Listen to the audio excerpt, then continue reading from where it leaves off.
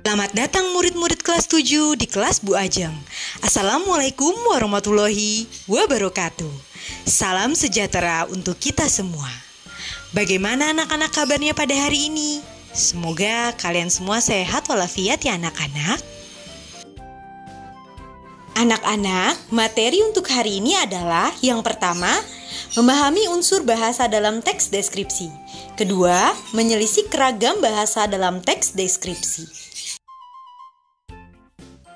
Adapun tujuan pembelajaran pada hari ini adalah peserta didik berlatih mengenali gaya penyajian teks deskripsi yang efektif dan memikat pembaca sasaran melalui latihan menuliskan ulang kalimat perincian dan menemukanali kalimat majas personifikasi.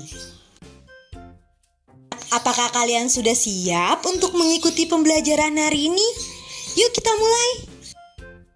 Sebelum memasuki materi, Ibu punya pertanyaan pemantik nih. Tahukah kamu apa itu teks deskripsi? Pernahkah kamu mendengar kata konkret? Apakah kamu mengerti apa itu kalimat perincian? Dan apakah kamu sering mendengar jenis majas personifikasi? Coba anak-anak dijawab. Untuk menjawab pertanyaan pemantik tersebut, mari kita pelajari tentang pengertian dan tujuan teks deskripsi. Teks deskripsi adalah teks yang melukiskan sesuatu sesuai dengan keadaan sebenarnya, sehingga pembaca dapat melihat, mendengar, mencium, dan merasakan apa yang dilukiskan itu sesuai dengan citra penulisnya. Teks deskripsi memiliki tujuan untuk menggambarkan objek dengan cara melukiskan objek dari sudut pandang penulis. Melalui teks deskripsi, pembaca atau pendengar dapat membayangkan bentuk, rasa, rupa sebuah benda atau suasana sebuah tempat atau peristiwa sehingga mereka akan lebih mudah memahami dan tertarik dengan penjelasan kita. Bagaimana ciri-ciri teks deskripsi Bu Ajeng? Anak-anak, ciri-ciri teks deskripsi adalah sebagai berikut. Pertama, menggambarkan atau melukiskan suatu benda. Kedua, melibatkan panca indera, baik itu pendengaran, penglihatan, penciuman, pengecapan, dan perabaan untuk menggambarkan objek. Ketiga, bertujuan agar pembaca seolah-olah dapat melihat atau merasakan sendiri objek yang dideskripsikan. Dan yang terakhir, menjelaskan ciri-ciri objek seperti warna, ukuran, bentuk, dan keadaan suatu objek secara terperinci. Selanjutnya, mari kita tentukan di antara kedua teks A dan teks B, yang manakah yang termasuk teks deskripsi. Mari kita baca terlebih dahulu. Teks yang A. Aku memiliki seorang teman. Ia bernama Renjana. Renjana adalah teman yang baik. Ia sering membantu mengajarkanku ketika aku tak paham pelajaran matematika. Renjana juga anak yang pintar. Ia adalah siswa berprestasi di sekolahku. Ia seringkali memenangkan berbagai perlombaan, baik OSN, FLS 2N, dan berbagai ajang perlombaan lainnya. Teks yang B. Hari ini, Renjana mengikuti pembelajaran bahasa Indonesia. Ia sangat antusias meskipun pembelajaran dilakukan di rumah. Renjana berharap semoga pandemi COVID-19 segera berakhir agar ia bisa kembali ke sekolah dan bertemu guru-guru dan juga teman-temannya. Di antara kedua teks tersebut, yang mana yang termasuk deskripsi? Yang mana yang bertujuan menggambarkan suatu objek? Iya betul. Yang benar adalah teks A. Karena teks A menggambarkan sebuah objek, yaitu menggambarkan sosok Renjana yang merupakan seorang teman. Mudah kan anak-anak? Kita lanjut ke materi berikutnya. Dalam teks deskripsi, kita akan mengenal tentang kata konkret. Isi teks deskripsi menggambarkan suatu objek secara konkret atau nyata, benar-benar ada, berwujud, dapat dilihat, diraba, dan sebagainya. Kata konkret itu sendiri adalah kata yang mudah diserap panca indera. Misalnya, buku, meja, rumah, kuda, dan lain-lain. Nah, Bu Ajeng punya 3 kata. Ada kata kejujuran, keinginan, dan kupu-kupu.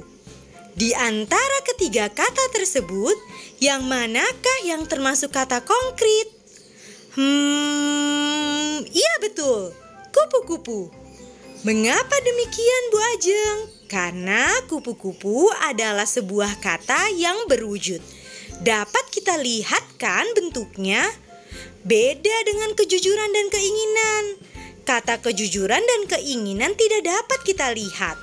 Kedua kata tersebut merupakan contoh dari kata abstrak. Selanjutnya kita akan mempelajari kalimat perincian. Kalimat perincian yaitu kalimat yang menyebutkan atau menguraikan suatu objek sampai ke bagian yang sekecil-kecilnya. Untuk mencapai tujuan teks deskripsi, kita harus melukiskan bagian-bagian yang penting sedetail mungkin dengan menggunakan kalimat perincian. Nah, Bu Ajeng punya contoh nih. Ada sebuah kalimat yang berbunyi, "Aku memiliki seekor kucing." Dari kalimat tersebut, kita bisa membuat kalimat perinciannya. Seperti, kucingku bernama Gerhana, atau bulunya berwarna putih dan halus. Yang ketiga, ia sangat manja kepadaku. Kalimat perincian berikutnya, Gerhana sangat suka makan. Selanjutnya, tak heran jika tubuhnya gembul. Kita akhirnya sampai di materi terakhir, tentang majas personifikasi. Kita dapat menggunakan majas saat menggambarkan suatu objek dalam teks deskripsi. Misalnya, majas personifikasi. Majas personifikasi adalah gaya bahasa yang mengumpamakan benda mati seolah-olah hidup seperti manusia. Mari kita coba berlatih untuk menentukan yang mana yang termasuk majas personifikasi. Bu Ajeng punya 3 kalimat. Kalimat pertama, angin yang bertiup memainkan rambut dan berputar di sekeliling tubuh. Kalimat kedua, rapi sekali bajumu, tidak pernah disetrika ya.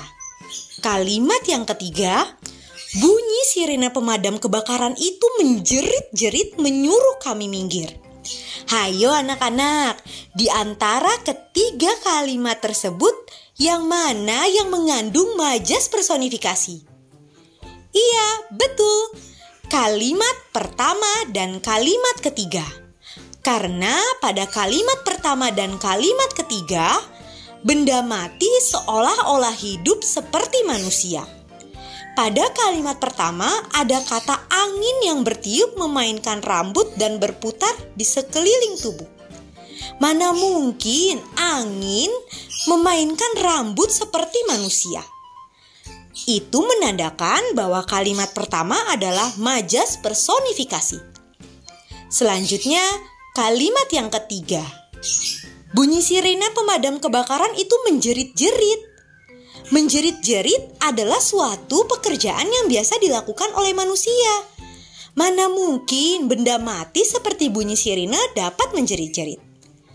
Benda mati yang seolah-olah hidup dan melakukan apa yang dilakukan oleh manusia merupakan contoh dari majas personifikasi.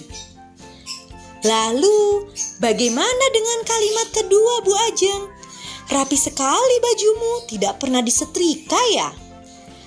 Anak-anak, kalian harus tahu bahwa kalimat yang kedua adalah contoh majas ironi. Nah, anak-anak, demikianlah pembelajaran pada hari ini. Terima kasih karena sudah mendengarkan Bu Ajeng dari awal sampai akhir. Anak-anak tetap semangat belajarnya ya. Dan jangan lupa untuk mengerjakan tugas-tugas yang akan Ibu berikan di WhatsApp grup. Terima kasih. Wassalamualaikum warahmatullahi wabarakatuh.